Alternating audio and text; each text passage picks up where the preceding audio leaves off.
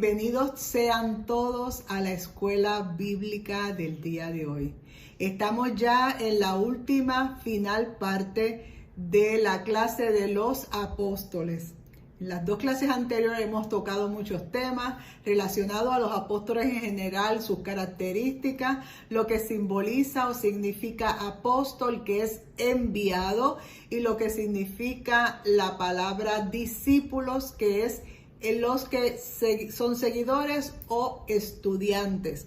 Tocamos ya los primeros 7 apóstoles en detalle con la información que se pudo conseguir de ellos, y hoy vamos a seguir con la tercera parte de la clase, pero los últimos 6 apóstoles que quedarían, 5 apóstoles que quedarían para discutir en la clase de hoy.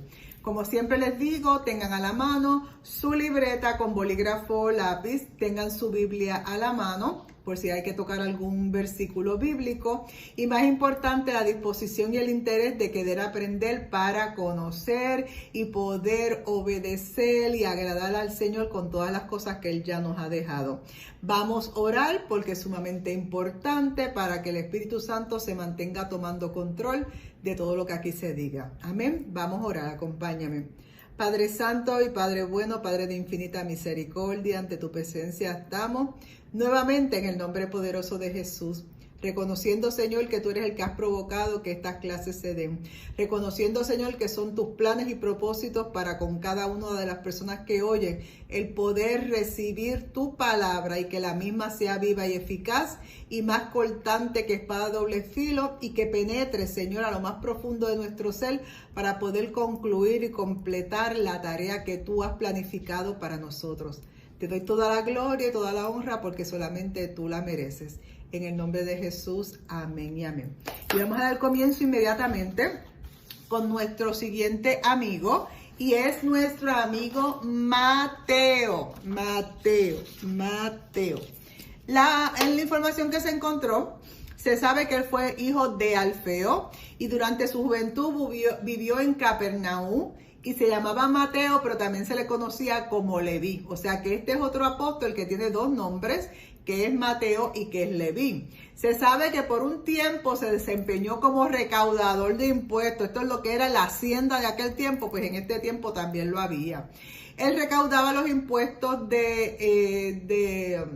a la gente que vivía en su sitio, y él también escribió un evangelio llamado Mateo.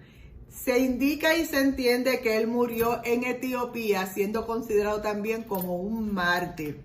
Nuestro amigo Mateo, en varios versículos de la Biblia, nos indica que hace referencia a él como su nombre Mateo. Lo puedes encontrar en Lucas 5:27 al 28.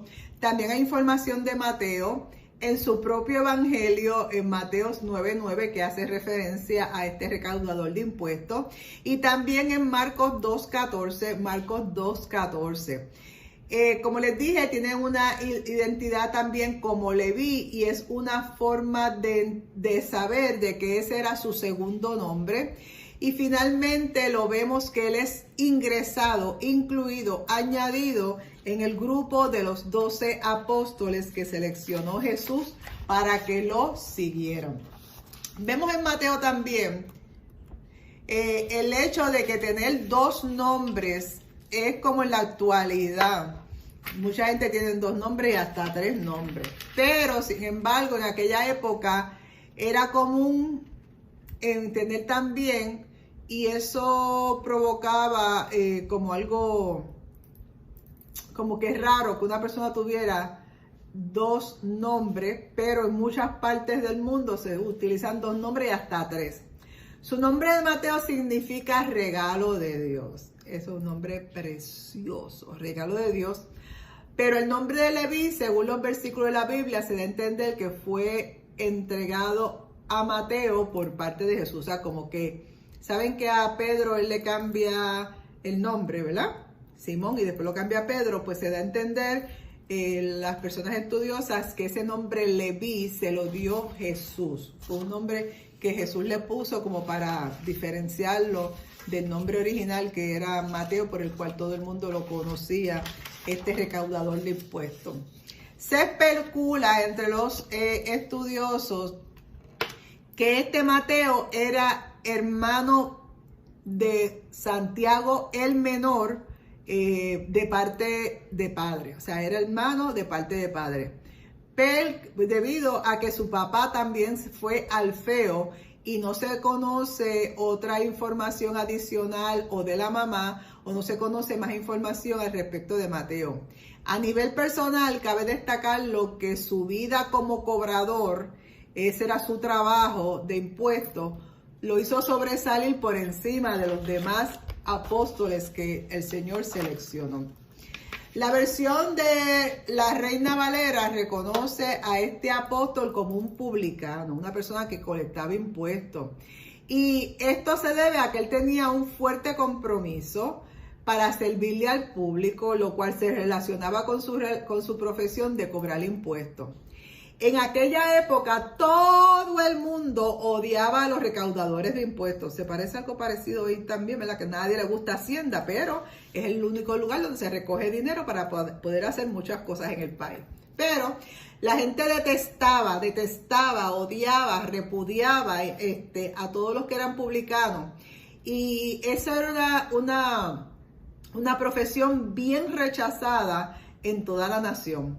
Los judíos más devotos a Dios creían fervientemente que el único que merecía que se les rindiese tributo económico era Dios. O sea que si había otra persona, en este caso, un ejemplo, los romanos, cobraban impuestos, ellos estaban en contra de eso porque ellos sentían que quien tenía únicamente que recibir tributos era Dios.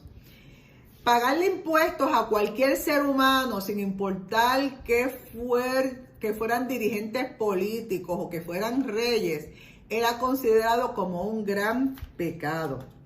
Una de las razones por la cual aquellos que se dedicaban a recaudar impuestos eran odiados a la saciedad, se debe solo a las creencias religiosas.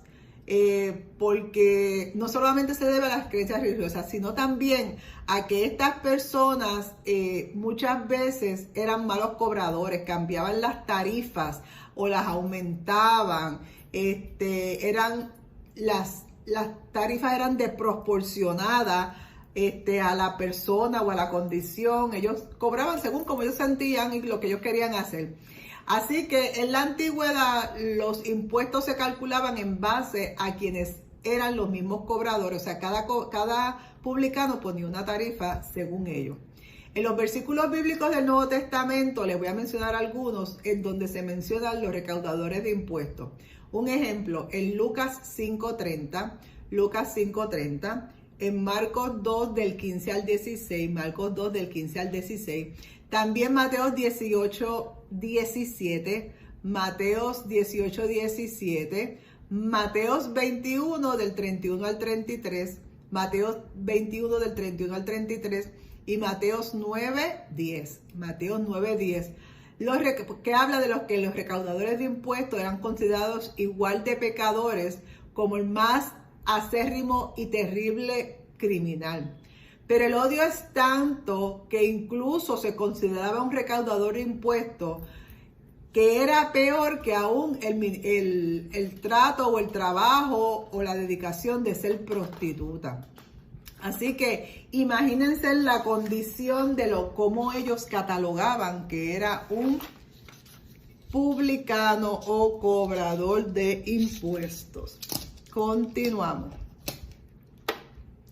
También, parte de las malas famas que tenían es que se debían que eran bien injustos. La razón es que si ellos querían, le podían cobrar a una persona una cantidad exorbitante o absurda de dinero, que como que no tenían unas tarifas fijas, por decirlo así. Ellos cobraban según como ellos se sentían. En muchos casos, las personas no tenían para pagar esos impuestos que estos publicanos les exigían. Y esto desencadenaba que muchas veces lo perdieran todo porque le quitaban sus posesiones. Y esto provocó y motivó a la mala fama para los publicanos, porque se aprovechaban de los viajeros, se aprovechaban de la gente pobre y hacían préstamos de dinero en tasas de intereses bien altas, bien ridículas, y eso ocasionó que muchas personas pues lo que estaban eran totalmente endeudados con los mismos publicanos. Pero vemos a este Mateo, que en un principio no fue la excepción, actuando como un publicano desmedido y desconsiderado, hasta que Jesús lo tocó. Y Jesús le dio la oportunidad y lo escogió entre sus discípulos, y no solamente entre sus discípulos, lo cogió entre sus apóstoles. Acuérdense que son dos categorías. Y esta acción, esta toma de decisión de Jesús provocó muchas sorpresas en mucha gente, porque indicaban o pensaban que el maestro, el gran maestro, como que no tenía conocimiento, porque había escogido un hombre que era odiado por todos. Sin embargo, Jesús respondió a esto diciéndole que observó el buen corazón. No les contestó, pero en los actos que él ocasionó o provocó, lo que les estaba diciendo a la gente era que él había observado el buen corazón que este hombre en su interior tenía, a pesar de la profesión y cómo le ejercía. Qué bueno es saber que Jesús no mira tu exterior, Jesús mira lo que hay en tu corazón. Por eso es que dice la palabra que del corazón mana la vida. Y por eso la palabra te dice que de toda cosa guardada, guarda tu corazón. No el órgano, sino tu alma, que es tu corazón y eres tú. Continuamos, 0 predicaciones. En este hecho se puede notar claramente que cuando Mateo, a diferencia del resto de los apóstoles, tenía la habilidad de leer y de escribir. Al él ser publicano tenía un conocimiento más que los apóstoles comunes y corrientes. Los demás, como se habían dedicado antes solamente a la pesca, no se habían desarrollado en otros conocimientos o en otros estudios. Gracias a que Mateo se había vuelto parte de los apóstoles, fue el primer hombre en el mundo en transcribir en hebreo todas las enseñanzas que había hecho Jesús mientras ellos estaban. Él pudo escribir y, podemos decir, tradujo del hebreo a otros idiomas lo que Jesús les había enseñado a ellos. Así que él fue el primer traductor de Biblia. Al momento de escoger a Mateo como discípulo, todos se asombraron, pues nadie pensó que pudiera ser parte de ese grupo. Pero esto fue la prueba de que Dios no rechaza a nadie, y de que para Dios no hay nada imposible, que de lo vil y lo menospreciado Dios escogió para avergonzar. Dios lo que mira es tu corazón y te capacita, te llama, te capacita, te guía, te guarda, te dirige. Y de esa forma Él le pudo demostrar a la comunidad cristiana que no se debe de juzgar a las personas sin importar quiénes sean. A raíz de este acto que hizo Jesús de seleccionarlo a él como uno de los apóstoles, Mateo fue oficialmente el primero en escribir acerca de Jesús y de escribir y llevar su mensaje por el mundo entero. Mateo fue un gran misionero que predicó la palabra del evangelio, y él estaba agradecido porque cambió el rumbo de su vida gracias a Jesús. Mateo fue uno de los apóstoles que estaba así casado, que tenía familia, y él dejó todo para seguir a Jesús. Se relaciona a Mateo con el símbolo de 3 bolsas llenas de moneda. Esto para representar la vida que él tenía anteriormente como un recaudador de impuestos. Ese fue nuestro amigo Mateo. Ahora vamos a comenzar con nuestro amigo Pedro. Ay, Pedrito, que mucho dolor de cabeza. Pero poderoso es Dios, aún con esos dolores de cabeza. Pedro fue hijo de Jonás, según redacta la Biblia, al igual que otros apóstoles. Antes de unirse a Jesús, fue un pescador, esa era su tarea, un simple pescador, y vivía en la ciudad de Betsaida y Capernaum. Se sabe que realizó su trabajo evangelístico predicando a los judíos exclusivamente. Incluso llegó a ir a sitios tan lejanos como Babilonia. Pedro fue miembro de ese círculo cerrado. ¿Se acuerdan del círculo cerrado de Juan, Santiago y Pedro? Eso era su círculo cerrado. De la ciudad de Jerusalén llegó a escribir 2 epístolas, primera de Pedro y segunda de Pedro, epístolas que están en la parte finales del Nuevo Testamento. Y ambas epístolas sí llevan su nombre. De acuerdo a los registros históricos, nuestro amigo Pedro se sabe que murió en la ciudad de Roma, a diferencia de otros apóstoles que fueron crucificados. Pedro fue crucificado con la cruz al revés, o sea, cabeza para abajo y pies hacia arriba, porque él consideraba también que no era justo el morir como murió su maestro. En todas las listas de los apóstoles, en todo lugar que se habla de los apóstoles, se menciona siempre a Pedro. No obstante, él fue conocido con otros nombres en los años de Cristo. El idioma más conocido era el griego en aquel tiempo, mientras que el hebreo era menos conocido. Así que el nombre griego de Pedro era Simón y el nombre hebreo de Pedro era Cefas. En griego era Simón y en hebreos era Cefa. Y ambos nombres, tanto en griego como en hebreo, significa que roca. Vas a poder leer al respecto de Pedro en los siguientes versículos.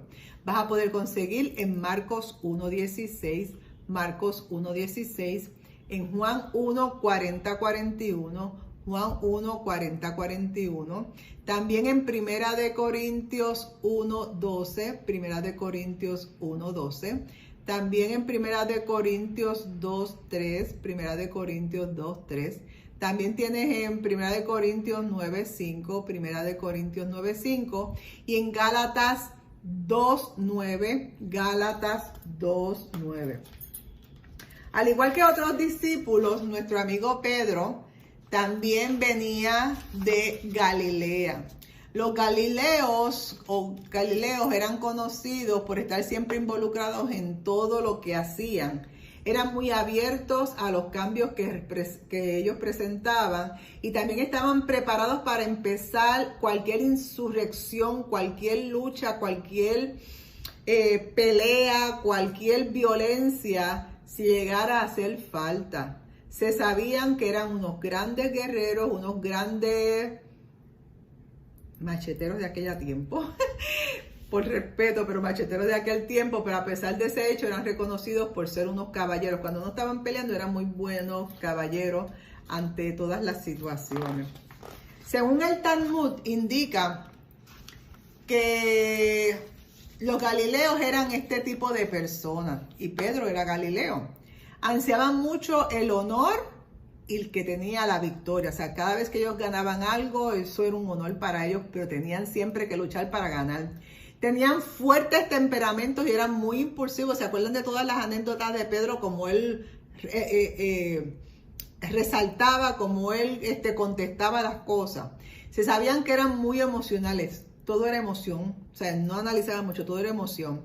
Les apasionaba la vida de vivir la aventura. Y eran leales hasta el final, a pesar que era un Galileo entre este grupo, pero él era un líder y se conocía como tal, como el líder.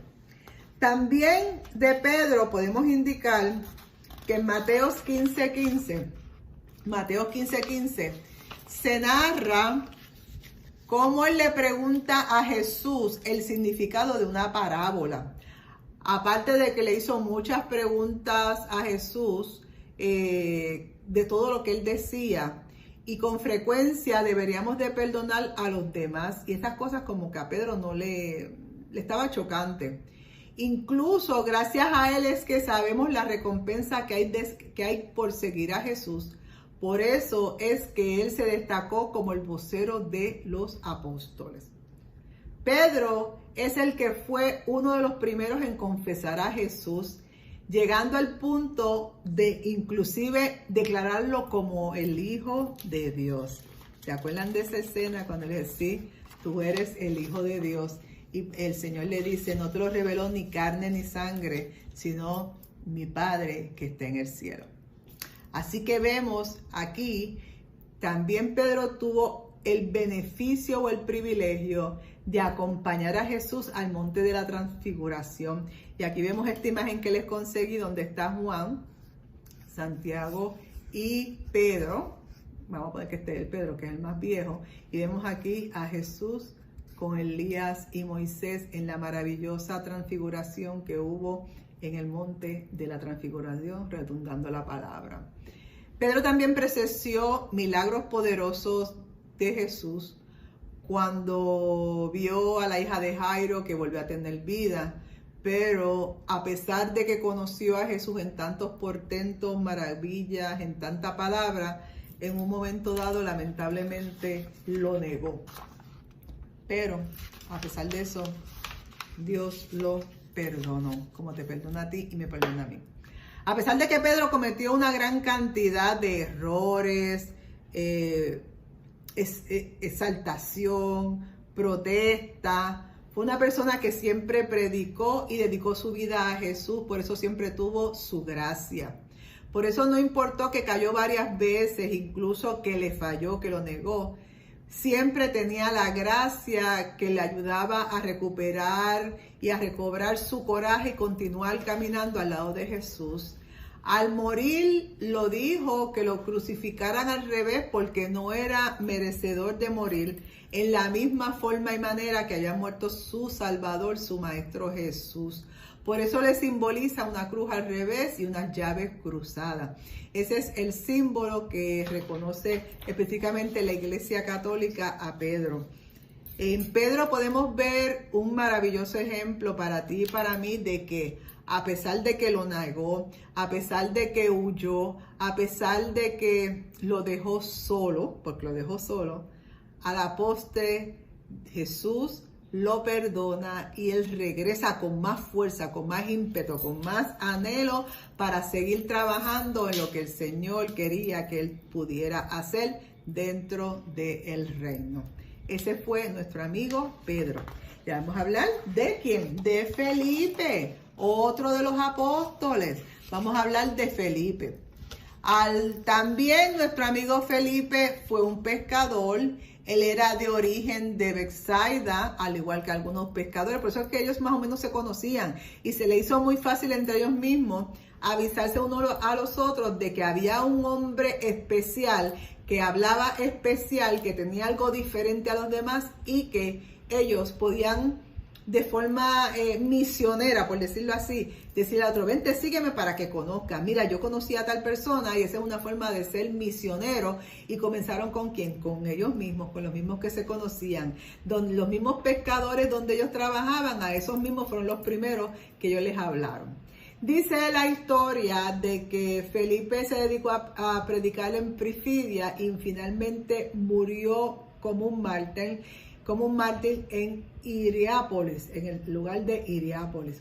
Se mencionan muchos versículos relacionados a Felipe, como en Mateo 10:3,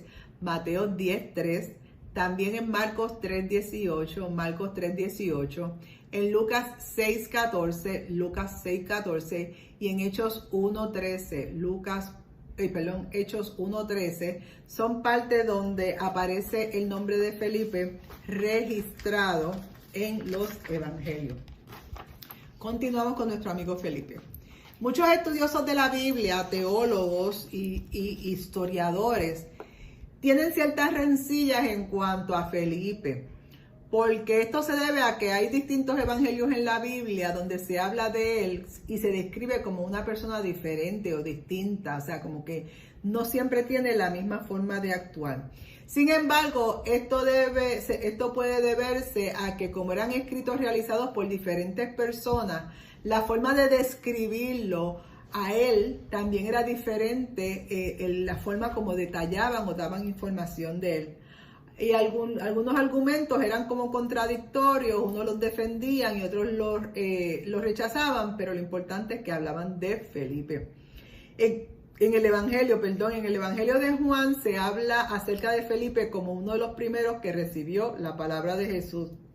Y esto fue motivo suficiente para que otros apóstoles le dijeran al momento de reunirse con Cristo: por fin encontramos al Hijo de Dios, aquel que Moisés y otros profetas describieron.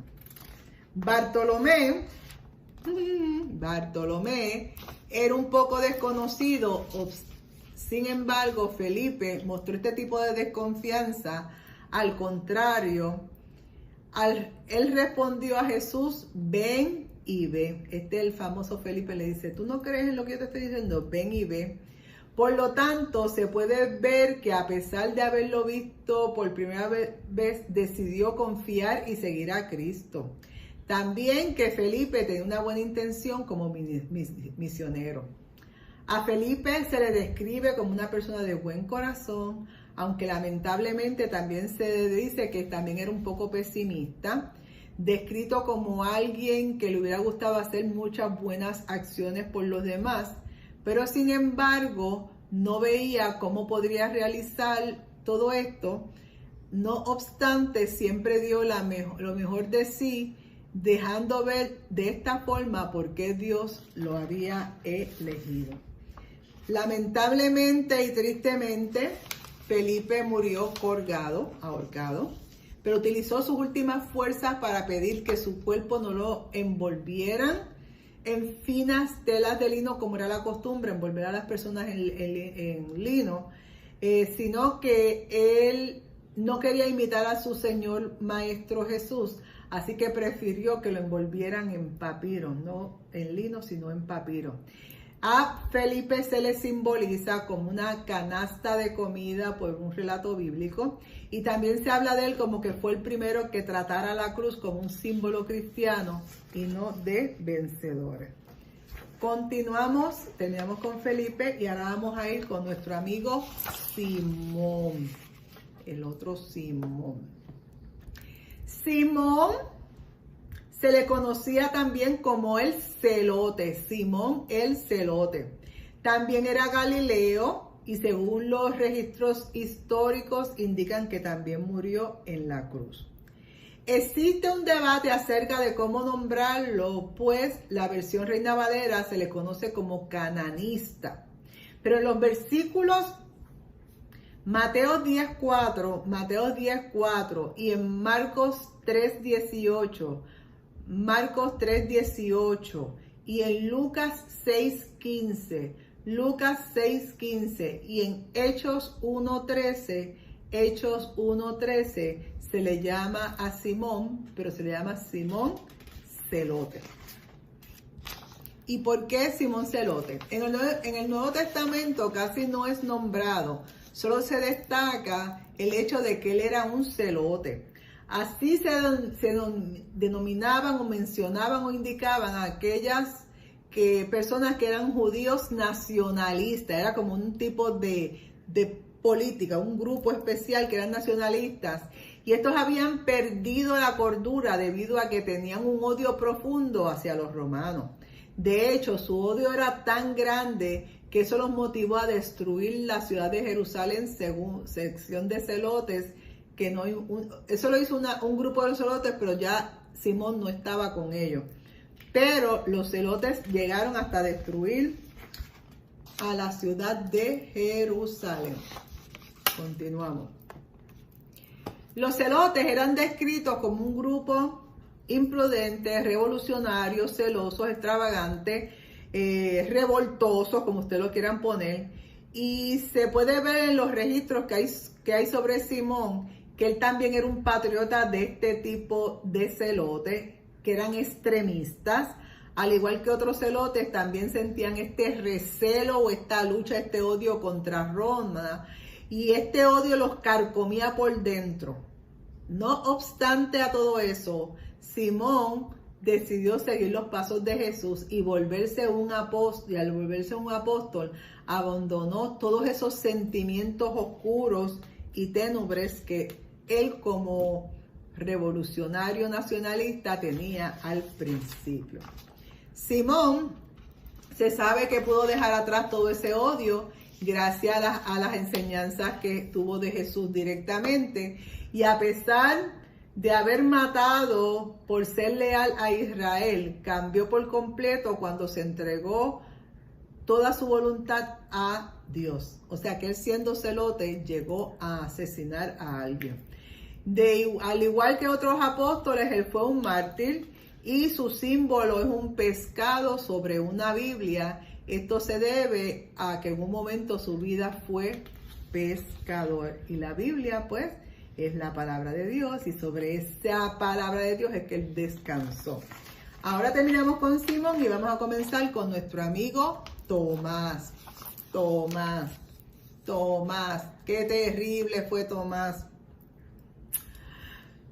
Se sabe también que vivió en Galilea. Se sabe que trabajó en la ciudad de Pafidia y en países como Persia e India. Al igual que muchos otros discípulos de Jesús, murió convirtiéndose en un mártir. Esto ocurrió en el monte que luego fue bautizado como el Monte Santo Tomás, porque él murió allí, ubicado en la India, y se cuenta que también fue crucificado. Tomás fue el nombre hebreo que tuvo, aunque su nombre griego es Dínimo. Mírenlo aquí. Dínimo, pues si lo quieren escribir, Dínimo. Este es el nombre griego de Tomás. En hebreo es Tomás. Pero no obstante, algunos llegaron hasta llamándolo Judas. No es el Judas Iscariote ni el Judas, pero lo mencionan como Judas, ni como Judas Tadeo.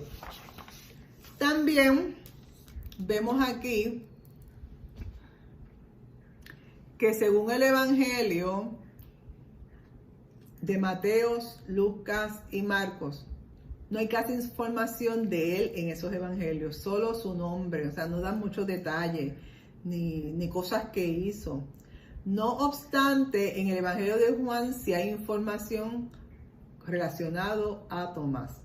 Cuando usted lee en Juan 11 del 2 al 16, Juan 11 del 2 al 16, habla de, acá, Juan 11, habla que Tomás estuvo presente en la resurrección de Lázaro. Tomás participó, vio con sus propios ojitos de ver de la resurrección de Lázaro. Pero también en Juan 14, 1, 6, Juan 14, 1, 6, aquí se narra cómo él quiso conocer el camino del Señor para seguirlo. Amén. También en el versículo de Juan 20:25, Juan 20:25, se narra cómo él se negaba a creer en la resurrección de Jesús y dijo que a menos que él metiera su dedo en los huecos de su mano y en los huecos de sus pies, él no iba a creer.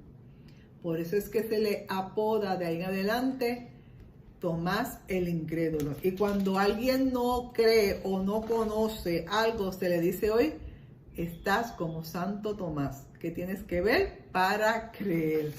Así que nuestro amigo Tomás dejó un refrán que todavía hoy en día se utiliza: Tomás el incrédulo, o es como Santo Tomás, ver para creer.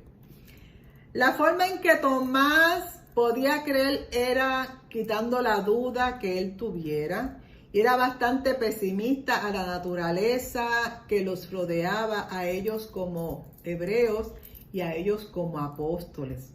A pesar de todo, se sabe que era un hombre con mucho valor y se describe como alguien que tenía que ver para creer. O sea, él no se dejaba llevar por lo que decían los demás, él tenía que ver para creer.